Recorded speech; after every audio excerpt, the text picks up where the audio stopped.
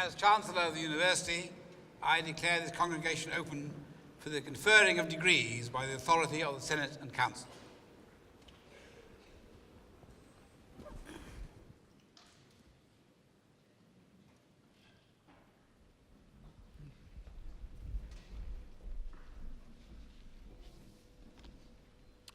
As Vice-Chancellor of the University of Leicester, I am delighted to welcome you all to this degree congregation. It is a celebration for all those who graduate today. We celebrate your many achievements that culminate in the award of a degree from a major international research and teaching-led university that is in the top 20 universities in national league tables created by the press. All degree ceremonies are special to the individuals who graduate.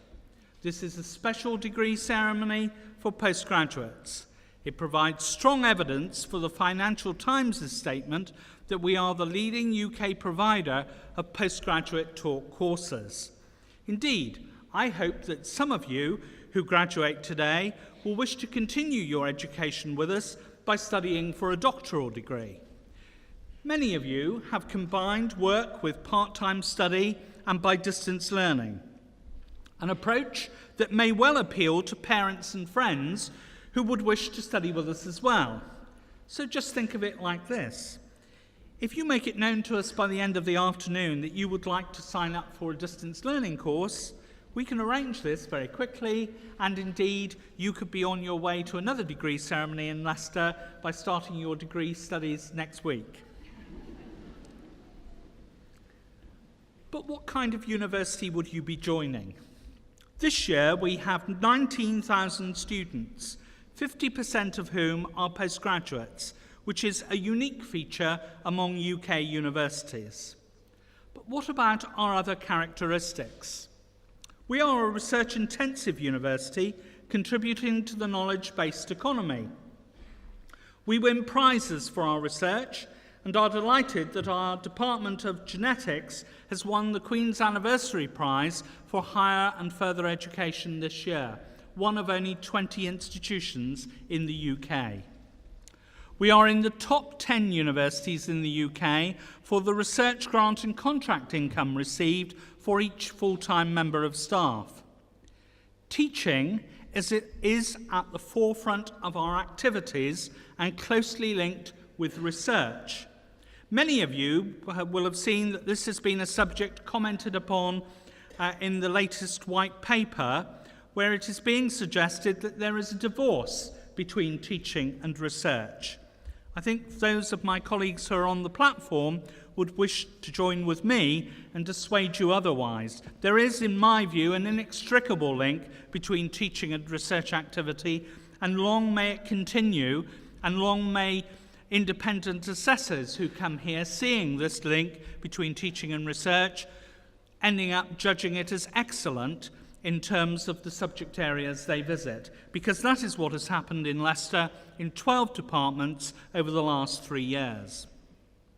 We are actively involved in widening access and widening participation by attracting people from different social groups to the university in order that they may share in our success. We meet and exceed our benchmarks. We engage in 2-year foundation degrees and have just started a foundation degree in health and illness with a local further education college. Indeed, someone who joins that course this January could, within 6 years, become a doctor after transferring to a medical degree. I think that's a very exciting development with huge potential in terms of meeting the requirements of progression.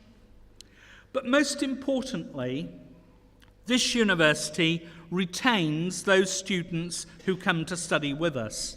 Indeed, we are a university with one of the smallest dropout rates in the UK. And I think that is very important because it's not just enough to recruit people into higher education institutions. It is also always important to make sure that people gain the qualifications for which they sign up.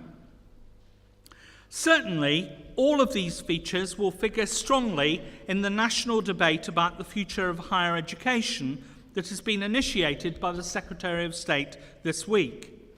The media have quite rightly focused their attention upon student finance, but the document also covers research, teaching, widening participation, and many other areas. We shall, over the next few months, have to address as a nation the question, what kind of higher education system do we want in the UK? And locally, we need to decide what priorities we should set for the University of Leicester over the next few years in the medium and long term. I think this leads one into looking at a series of key questions and key issues. First and foremost, the role of fundamental research and what our research priorities should be. Secondly, the importance of teaching excellence backed by research and scholarship, not independent of them. Thirdly, we need to look at our relationships with further education colleges and other higher education providers. What kinds of alliances can be made between different institutions, not just to have a bigger form of very similar higher education provision, but rather to engage strategically in developments which will have advantages both in terms of research power and teaching quality. And last but not least, I think it's very important to look at the role of the university in the region and to look at the way in which universities can contribute to economic prosperity and the quality of life. Certainly, the University of Leicester has much to contribute, and I hope that many of you will wish to contribute to the national debate. It is very important to recall that this is a white paper on higher education that is inviting comment, not just from those of us who work in higher education, but also people throughout the country. It is your university system. It is not the property of a small elite. And collectively, we should be deciding on the kind of system that we want within the UK. Finally, I would like to congratulate you all on the degrees you have obtained. We hope you will keep in touch with the university, and I shall look forward to seeing you at alumni events in the future. But before I close, I would like you to join me in showing your appreciation to your parents, relatives, friends and sponsors who have supported you through the university. So I would now ask the graduating class of 2003 to join with me in a round of applause for all those people who have cheered you on and assisted you to get here today.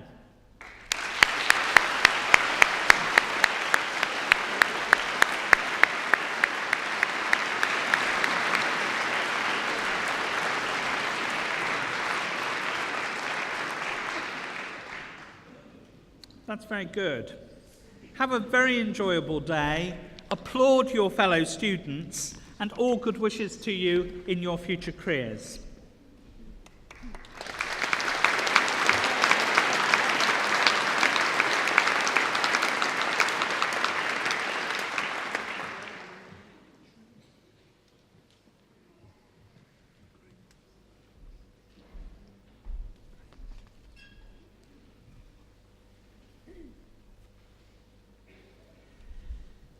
Have you ever wondered what the function of the conductor of an orchestra actually is? Does a group of highly trained musicians really need someone standing in front of them waving a small stick? We might seek opinions on these questions from the different faculties of the university. The business studies people might say the conductor is clearly important. Otherwise, in these financially difficult times, orchestral managements would sack all conductors and use the money saved more usefully. The media studies people will point out that the name of the conductor is usually printed in larger letters on the covers of recordings than is that of the orchestra, suggesting that the conductor is the star. Physical scientists and engineers could tell you that sound travels slowly, taking about 1/10 of a second to cross from side to side of a symphony orchestra, so the baton is needed to keep everybody on the beat. Biological scientists seem to have no views on this matter. and we did not ask for an opinion from the lawyers because it would have been too expensive. The Faculty of Arts would admit the truth of these opinions and also point out that the conductor not only keeps the tempo, he defines it. Music is an art, not an exact science. The term adagio does not have the same meaning as the 30 on a road traffic sign. If you collect all of the recordings of Wagner's Ring Cycle, and you would have to be devoted to Wagner and rather rich to do so, you will find that the running times vary between 14 and 18 hours. The variation is due entirely to the conductor. It is also the conductor who sets the relative tempi within a piece of music, and by so doing sets the mood. Clearly, orchestral conductors are of great significance. Mr. Andrew Constantine is an orchestral conductor and cellist at present based in Leicester. He was born in County Durham 40 years ago and took up the cello at the age of 11. He attended Wells Cathedral School as a pupil on their specialist music course and then spent 2 years at the Royal Northern College of Music. From 1983 to 1986, he attended this university, taking the BA in musicianship. At Leicester, he was greatly encouraged in his ambition to conduct by Bob Meikle, the then head of the music department, and Anthony Pither. Instead of taking instrumental lessons as part of his degree, he went to London for conducting lessons with Norman Del Mar at the university's expense. As a consequence, he was required to conduct a concert as part of his final examinations. However, a conductor requires an orchestra. Andrew Constantine created his own, the Bardi. The Bardi Orchestra, which gave its first concert in 1986 in the Charles Wilson building of the university, is still resident in Leicester. From 1986 to 1991, Andrew Constantine was a cello teacher at the Leicestershire School of Music. He continued to conduct, however, and attended the Leningrad Conservatory as a British Council scholar from 1991 to 1992, in which year he won the first Donatella Flick conducting competition. His teacher at Leningrad, Ilya Musin, described him as a brilliant representative of the conducting art. Subsequently, he has acted as assistant conductor to Giuseppe Sinopoli, as principal conductor of the Sinfonia of Scotland and music director of the Sinfonia of Birmingham. He has conducted many of the major orchestras of the world, including the Halle, the Royal Philharmonic, and the St. Petersburg Philharmonic. Since 2001, he has conducted all of the Classic FM live concerts to a capacity house at the Royal Albert Hall, and these are broadcast to a radio audience of more than 3 million. He still conducts the Bardi Orchestra, which is setting new standards for the playing of non-professional musicians. At the present time, he is giving a course on conducting at the Richard Attenborough Centre of the University on Tuesday evenings. He is founder and artistic director of the Malcolm Sargent International Soloist Competition, a recently launched major international competition supported by the City of Leicester and by local industry. Andrew Constantine is an outstanding example of the new generation of British conductors. He is a good friend of the University and City of Leicester, and it is a great pleasure for us to be able to welcome him and honour him here today. Mr. Chancellor, on the recommendation of the Senate and of the Council, I present Andrew Constantine that you may confer on him the honorary degree of Doctor of Music. At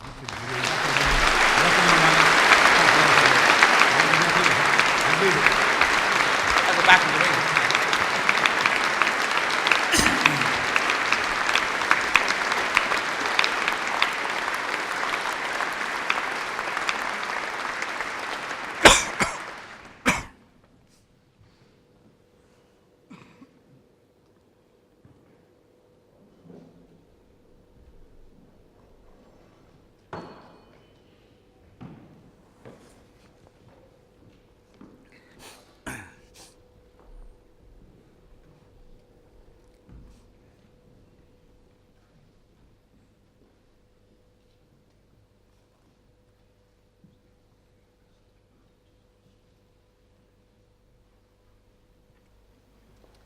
The graduands in the Faculty of Arts will be presented by the Dean, Professor Yarrington.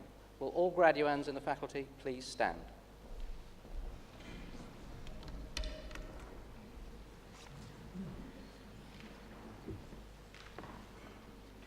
Mr. Chancellor, I ask you to admit these candidates from the Faculty of Arts for the several degrees for which they are presented. Graduates of the Faculty of Arts, by the authority of the Senate, I admit you to several degrees which you are presented.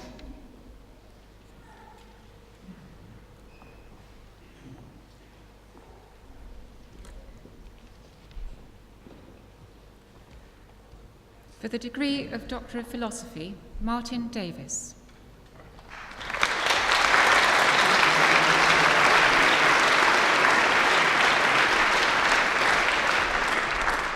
John Hopkins.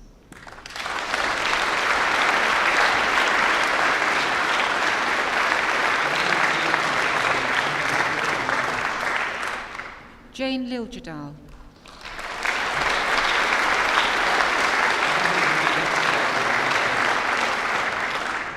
Barbara Rawlinson.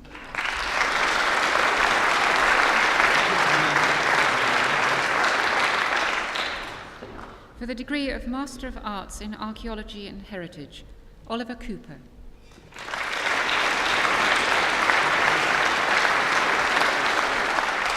John Dietz.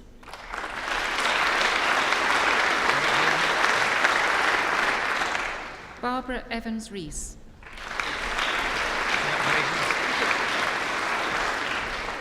Sharon Melendez-Ortiz.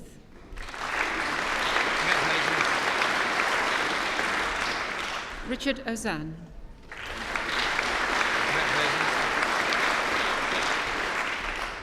For the degree of Master of Arts in English Literary Research, Philip Dent.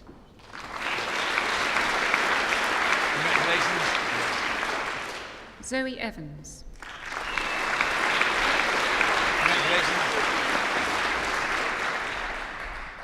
Marcus Goff.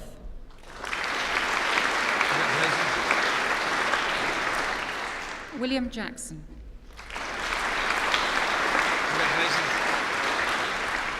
Rhianne Jones. Emma Kimberley. For the degree of Master of Arts in Landscape Studies, Jessica Mills.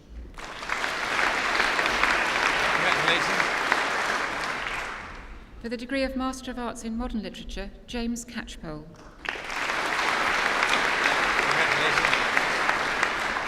Nick Hussin.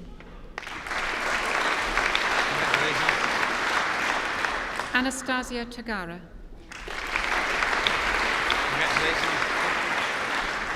For the degree of Master of Arts in Post-Excavation Skills, Harry Jacklin.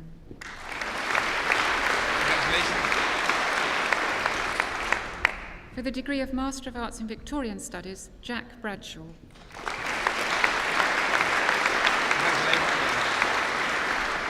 Anna Crosley.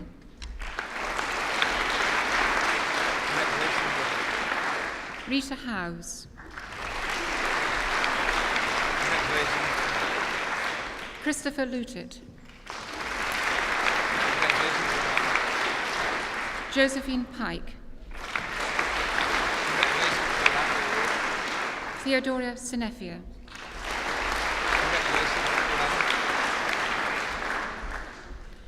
Mr. Chancellor, I ask you to admit to the several degrees for which they are presented by my faculty those candidates who are absent.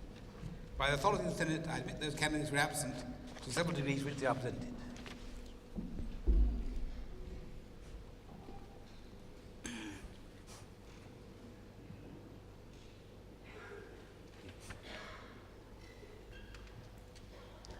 The graduands in the Faculty of Science will be presented by the Dean, Professor Fothergill. Will all graduands in the faculty please stand?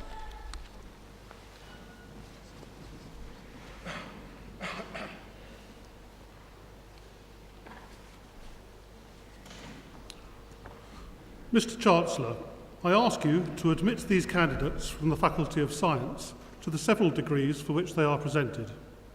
Graduates of the Faculty of Science, by the authority of the Senate, I admit you to the several degrees which you are presented.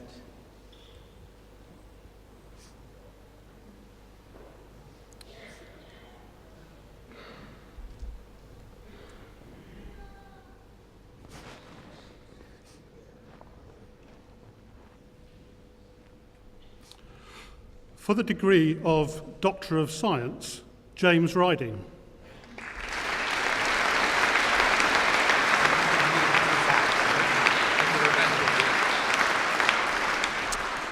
For the degree of Doctor of Philosophy, Matthew Bloomfield.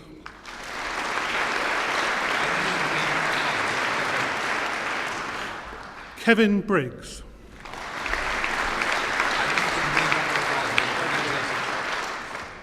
Peter Butler.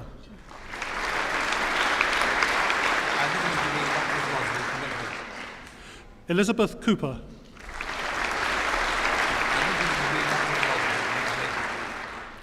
Heidi French.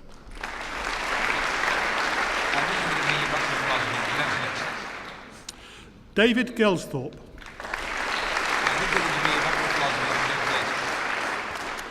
Adrian Grocott.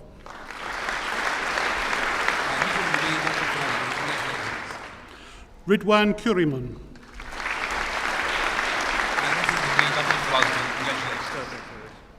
John Reeve.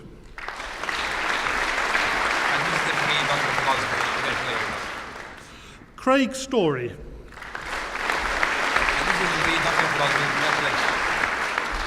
And Faith Tucker.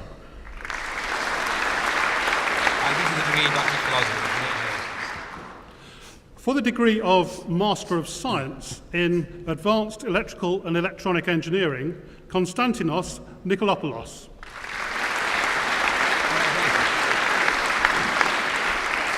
Antonius Simus.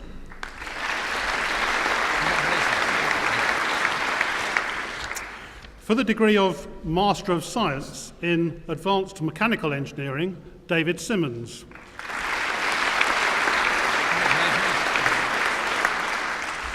For the degree of Master of Science in Embedded Systems and Control Engineering, Justin Lamorrow.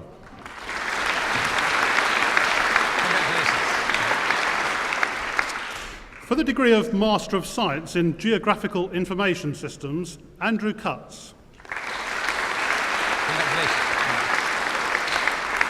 Matthew Griffiths. Karen Timmins. And Haruna Yunusa.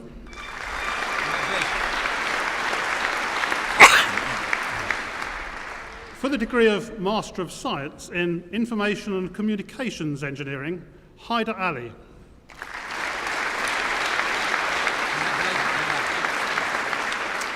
And Simon Key.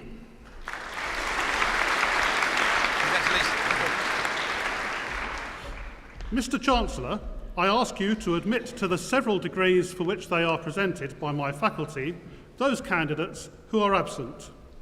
By the authority of the Senate, I admit those candidates who are absent to the several degrees for which they are presented.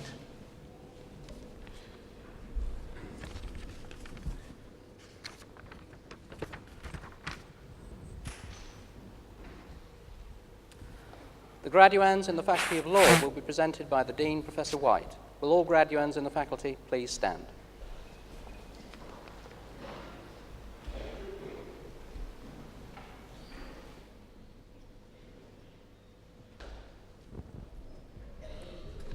Mr. Chancellor, I ask you to admit these candidates from the Faculty of Law to the several degrees for which they are presented. Graduates of the Faculty of Law, by the authority of the Senate, I admit you to the several degrees which you are presented.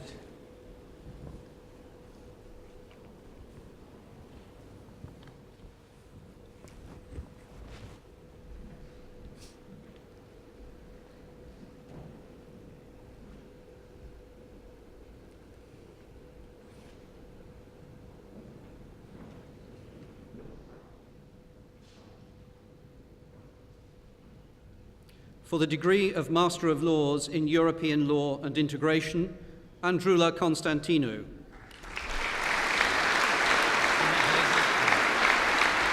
Alexandra Johnson.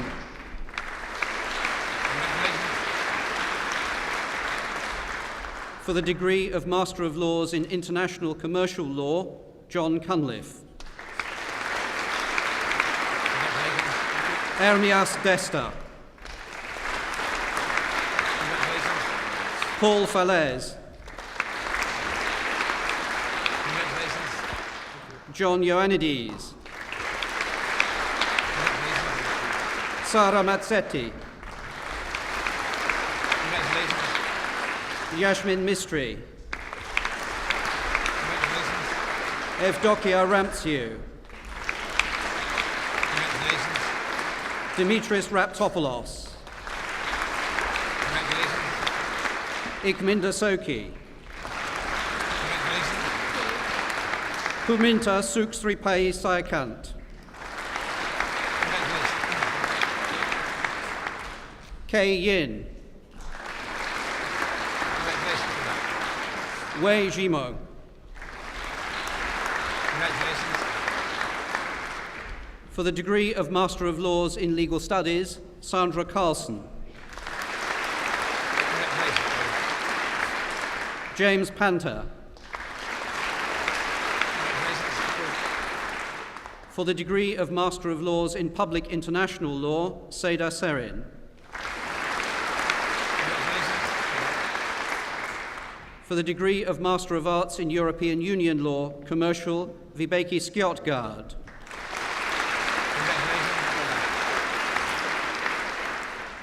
For the degree of Master of Laws in International Commercial Law, Amjad Badran.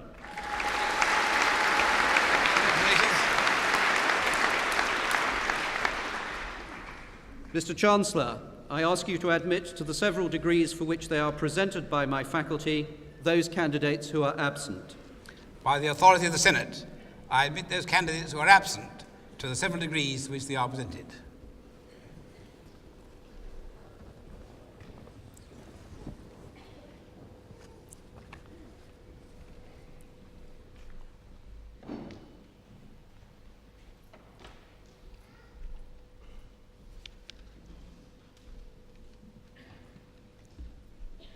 In an exceptionally distinguished career in diplomacy and commerce, Sir Derek Thomas has made a significant mark on recent history.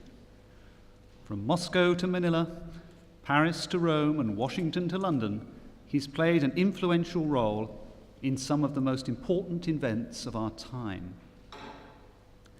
Derek Thomas discovered a flair for languages while still at school, gaining a place to read modern languages at Cambridge when he was just 17.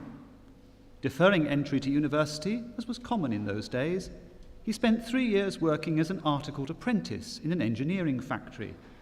Here he developed invaluable skills of working with people from all backgrounds and decided that perhaps a career in engineering would suit him better. Finding his mathematical skills an insufficient propellant for this new ambition, however, he returned to his first love and read Russian and French. The Foreign Service was an obvious choice of career, though there was still the small matter of national service to complete. Commissioned in the Navy, Derek took the opportunity to develop advanced skills in Russian with a course in London, acknowledged in characteristic military style with a posting to a superannuated motor torpedo boat providing target practice for the Mediterranean fleet. The Foreign Office, however, recognized his skills, with a first posting on a slow boat to Moscow. Arriving at the height of the Suez Crisis, Derek found himself in a surreal world where his recent military service cast him as a potential spy. Living in a flat bristling with microphones and followed by a posse of KGB on every trip, he learnt to handle the pressures of life under the microscope and acquired an encyclopedic knowledge of the Soviet Union that was to prove invaluable in later years. After a posting to Manila, he returned to London, wondering what his masters had in store for him next.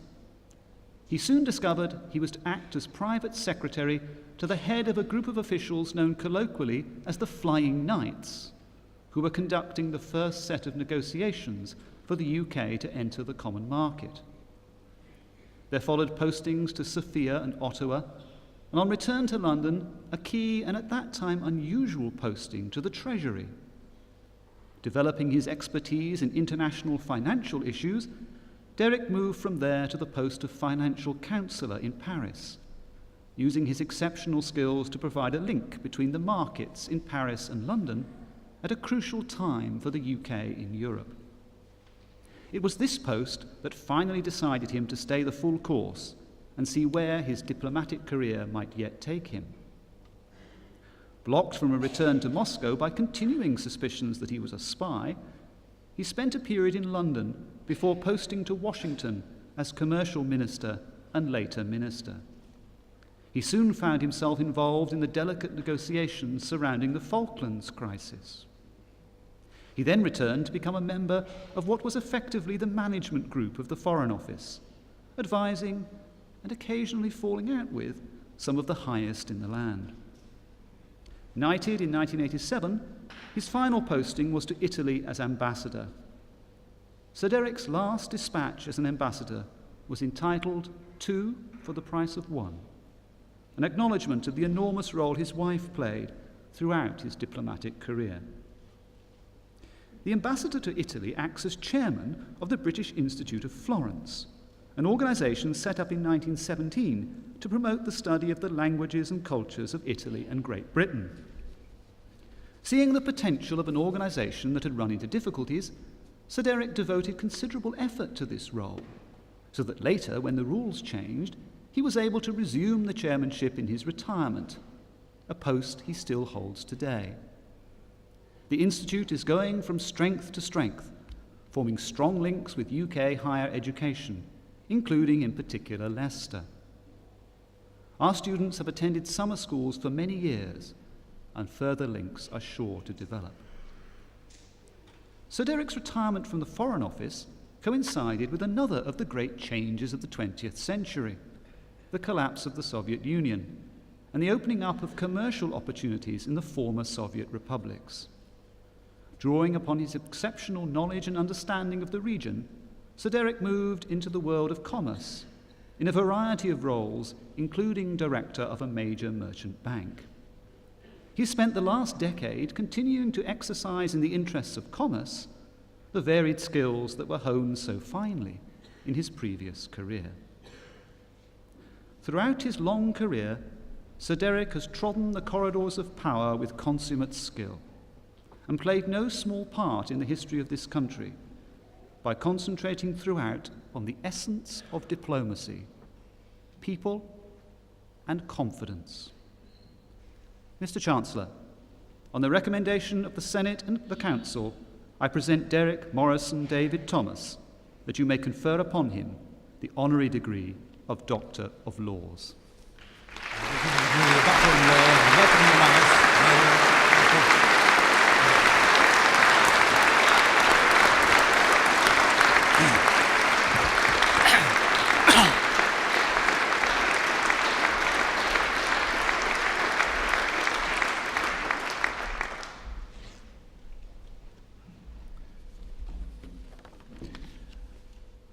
Mr. Chancellor, Mr. Vice-Chancellor, members of the Senate and Council, fellow honorand, fellow graduands.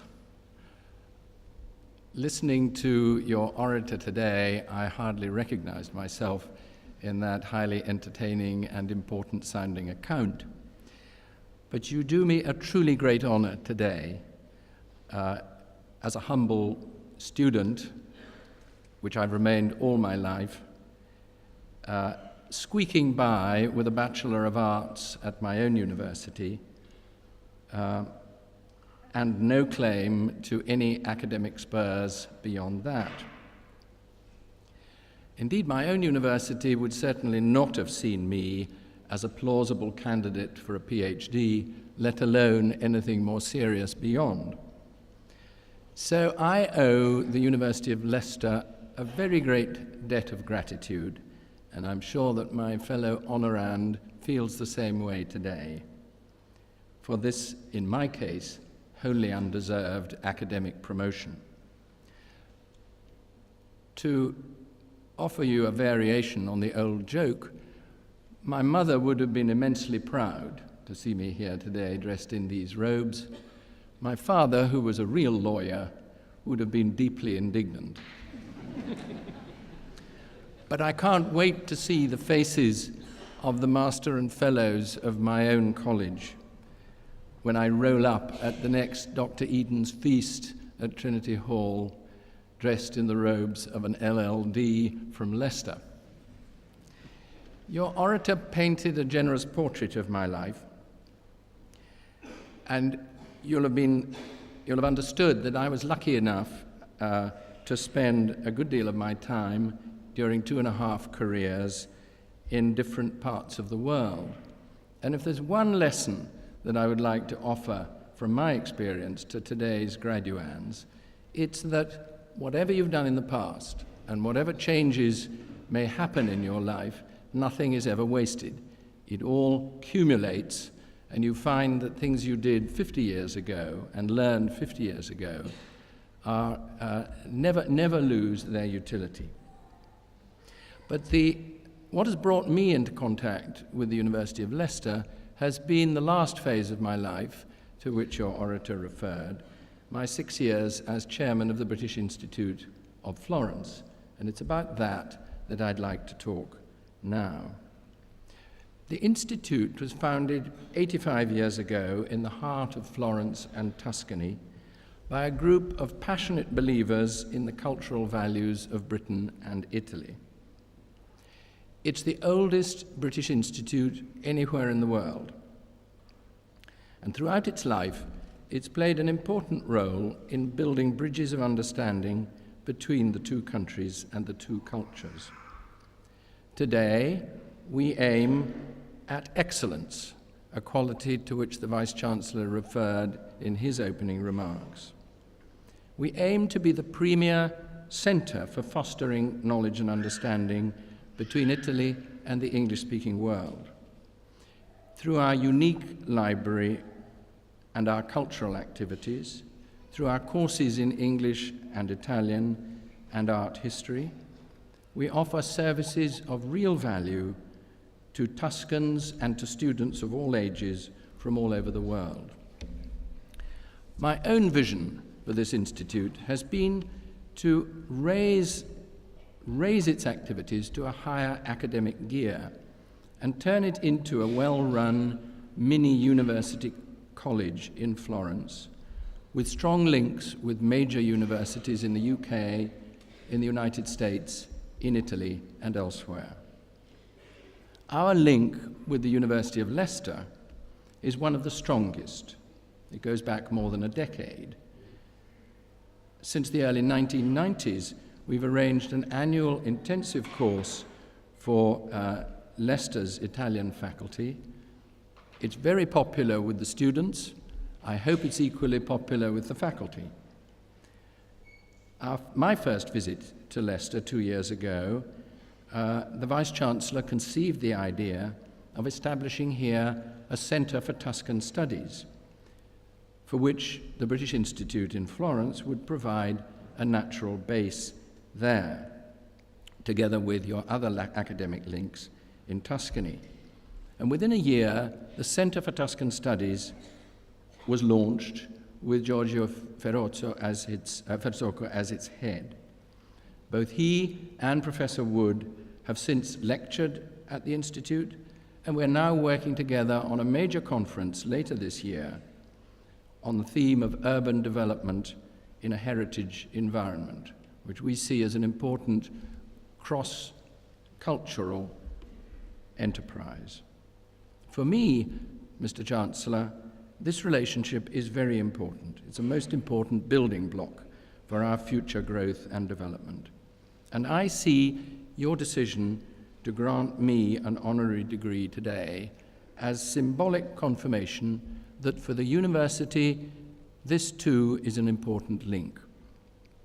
It gladdens my heart, Mr. Chancellor, and I pledge myself to do my utmost to make sure that what we build together brings real benefits to both sides. And I hope many of you and your colleagues will visit us in Florence before long, whatever your interests may be.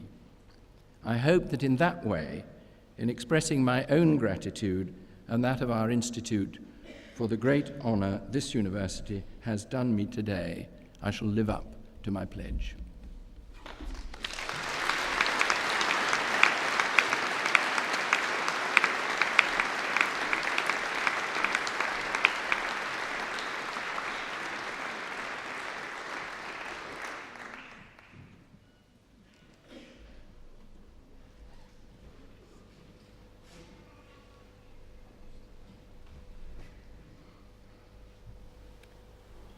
The graduands in the Faculty of Medicine and Biological Sciences will be presented by the Dean, Professor Brammer.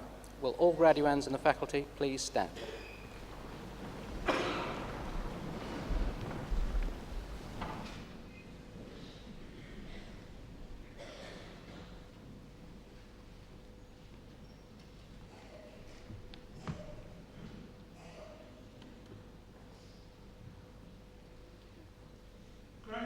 Faculty of Medicine and Biological Sciences, by the authority of the Senate, I admit you to the several degrees for which you are presented.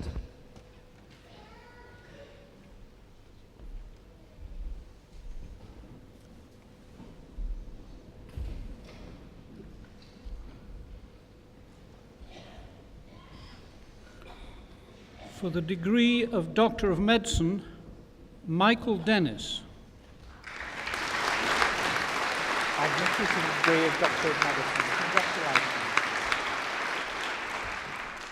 For the degree of Doctor of Philosophy, Jason Almond.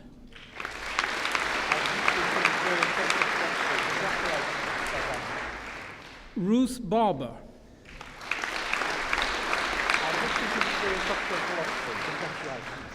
Drew Burden.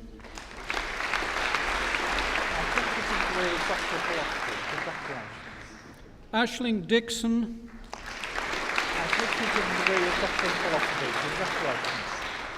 John Edwards.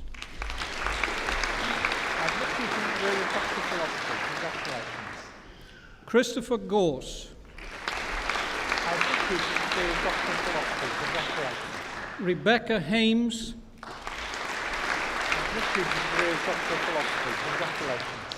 Christopher Ireson.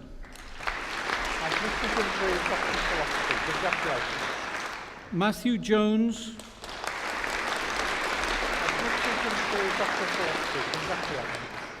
Davinder Kaur.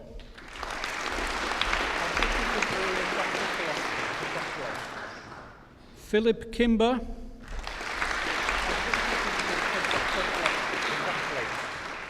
Rajendra Kumari.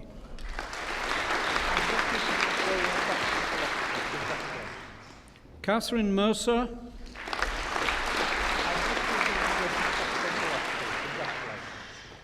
Pratibha Mistry.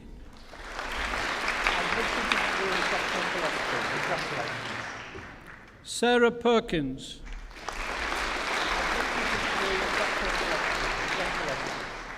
Philip Renshaw.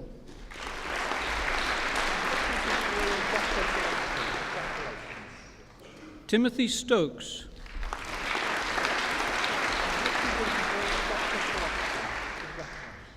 William Swain.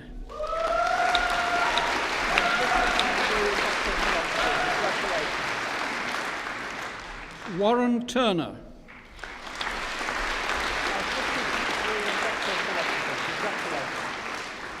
Lilia Olfasdottir.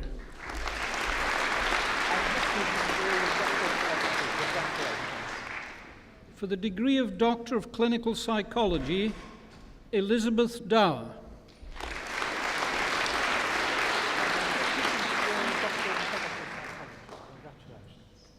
Amarjit Dulku.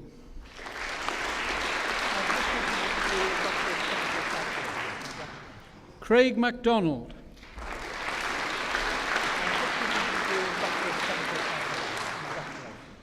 Rebecca Martin.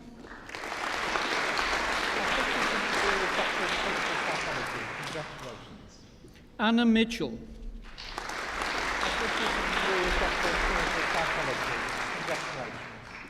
For the degree of Master of Philosophy, Li Lu.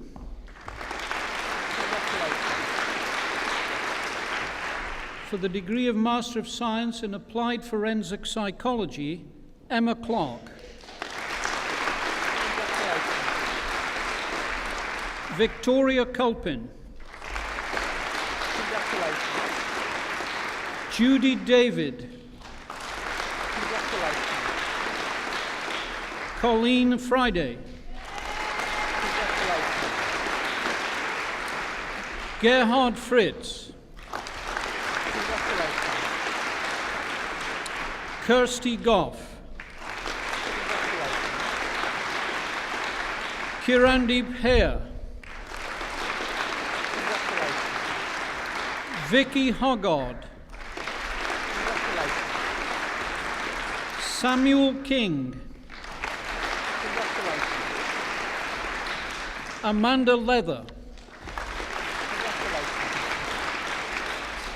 Rachel Morphew, Kirsty Pound, Claire Reynolds,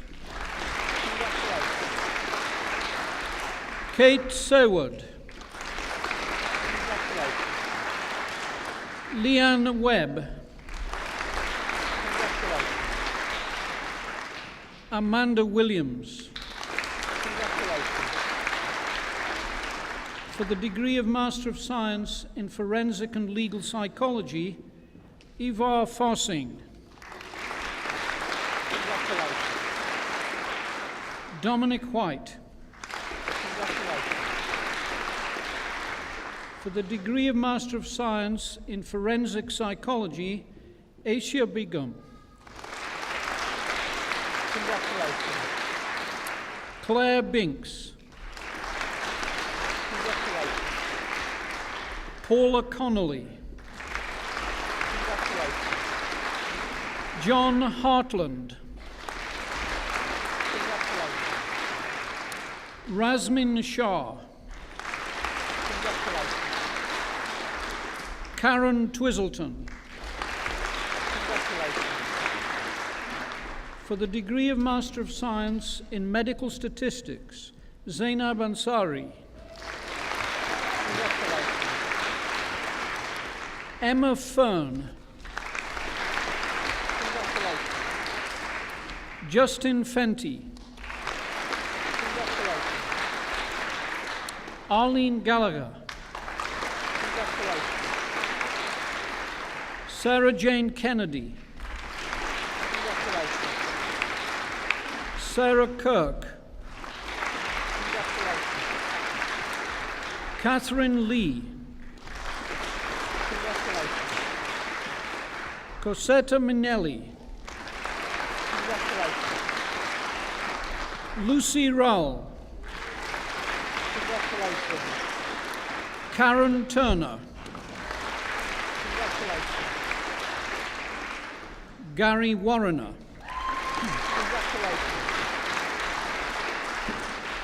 For the degree of Master of Science in Molecular Genetics, Mishan Brito.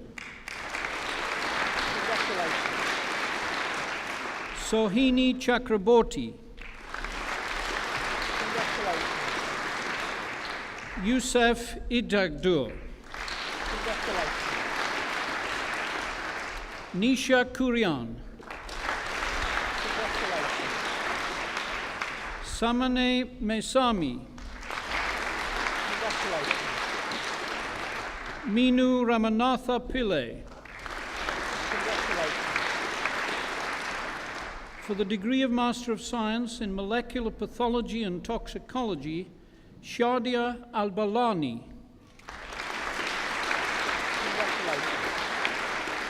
Theodoros Balasas. Rina Pancholi. Pardeep Sharda. For the degree of Master of Science in Occupational Psychology, Justine Atkin.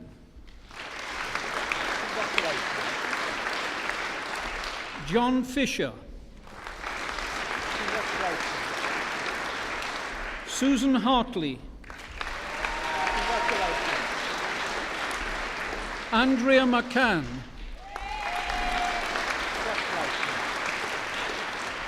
Jane Owens. Lorna Smith.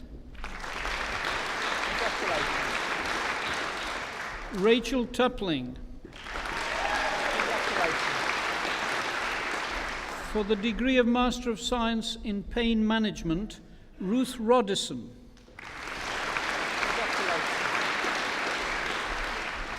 Catherine Thacker. For the degree of Master of Science in the Assessment and Treatment of Sex Offenders, Sheila Carpenter.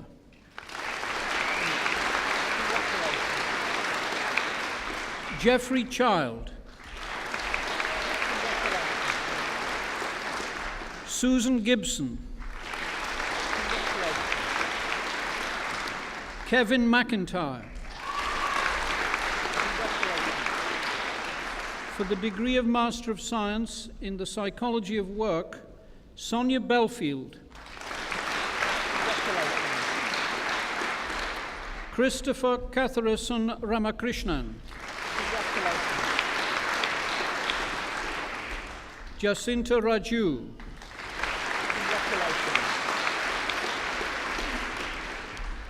Mr. Vice-Chancellor, I ask you to admit to the several degrees for which they are presented by my faculty those candidates who are absent. By the authority of the Senate, I admit those candidates who are absent to the several degrees for which they are presented.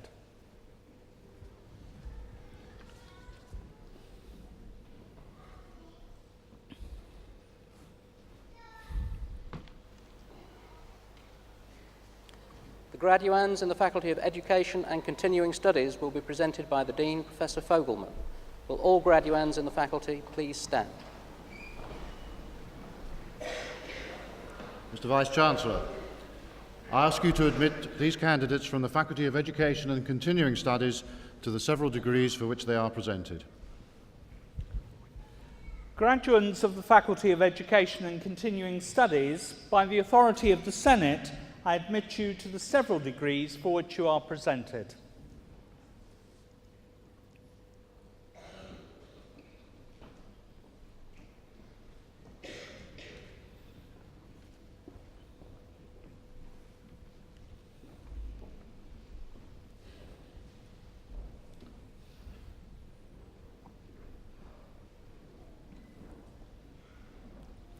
For the degree of Doctor of Philosophy, Ruth Abramovitz.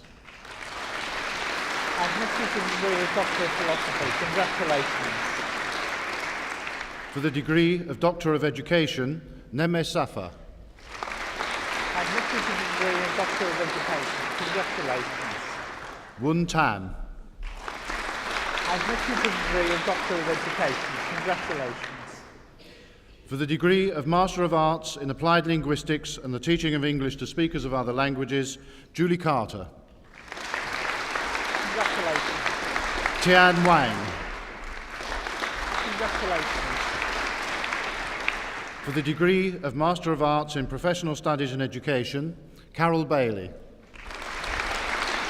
Congratulations. Jean Connor.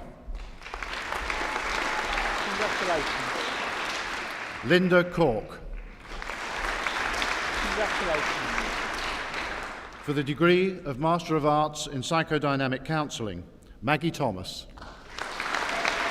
Congratulations.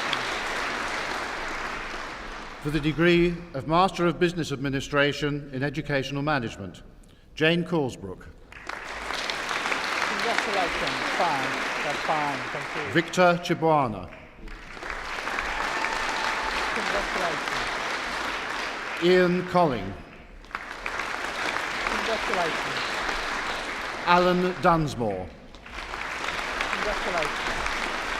Josephine Eugene. Congratulations.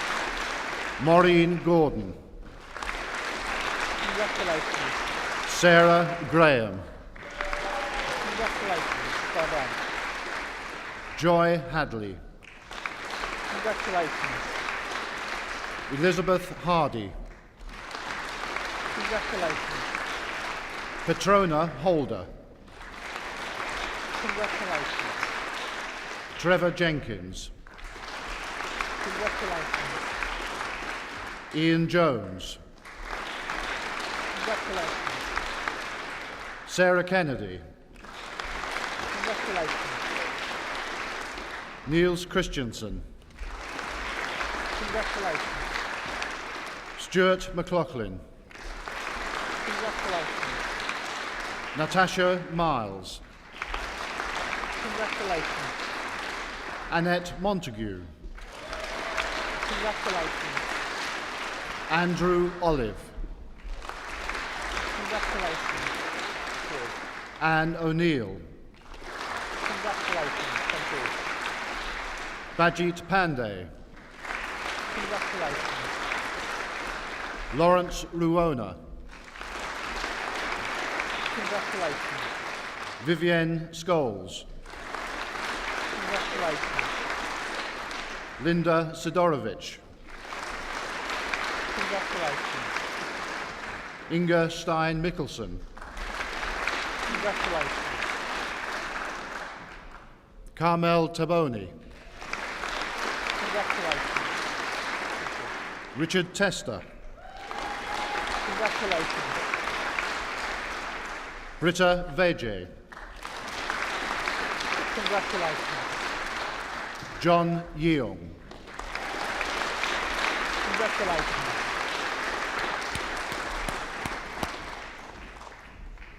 Mr. Vice-Chancellor, I ask you to admit to the several degrees for which they are presented by my faculty those candidates who are absent. By the authority of the Senate, I admit those candidates who are absent to the several degrees for which they are presented.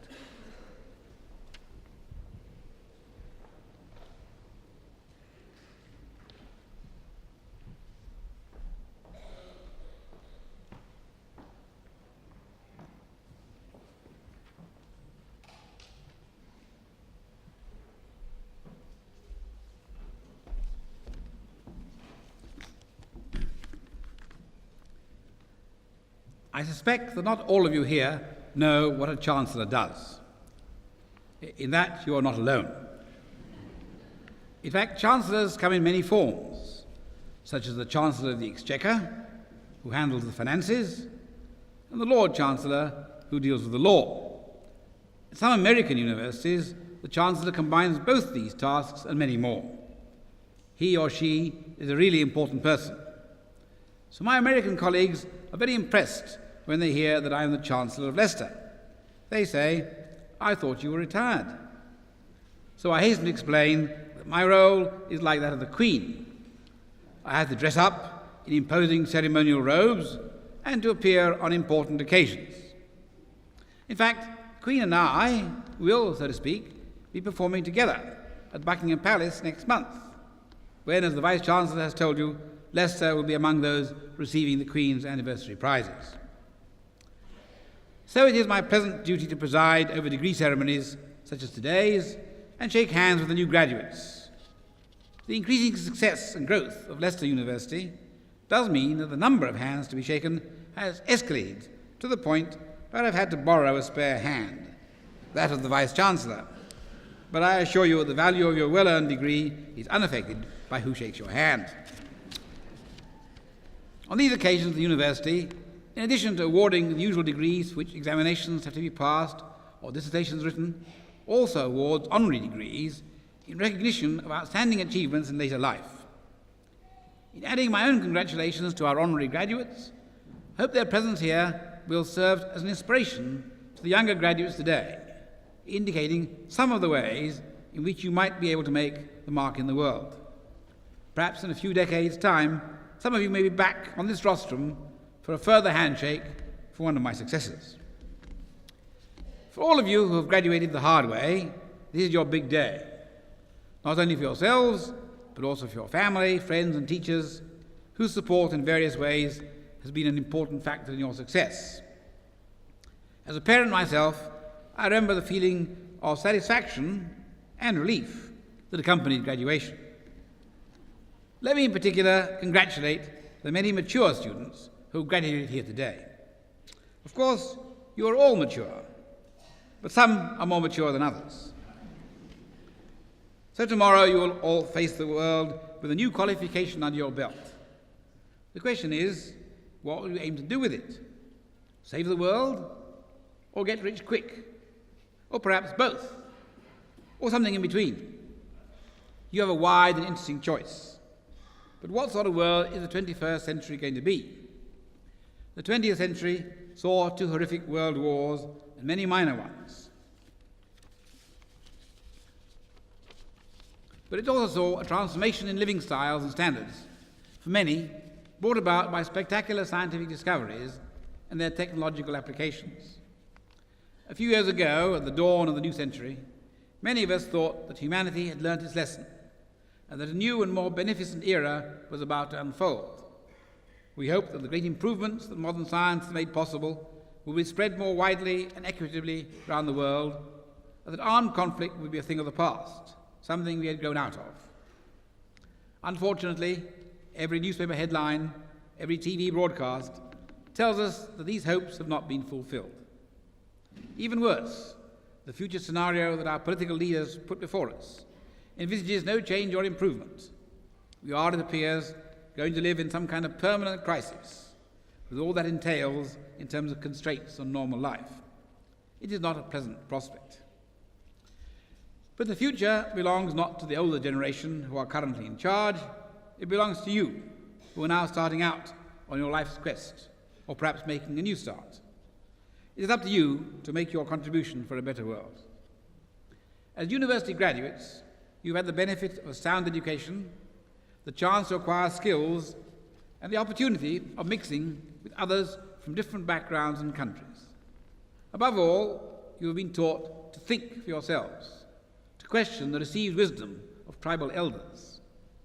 With the large expansion of university education worldwide, you now represent a significant fraction of the world population, and you will collectively be responsible for the future of the world. Youth has two enormous advantages: optimism and idealism. The young are not weighed down by past cares and have a natural tendency to look on the rosy side. They have also not acquired the skepticism of their elders. Some would say they have not yet learnt the hard realities of life. But where would we be without idealism? So my message is, keep your idealism and your optimism. The one gives goals worth aiming for, and the other keeps up your spirits during the hard struggle.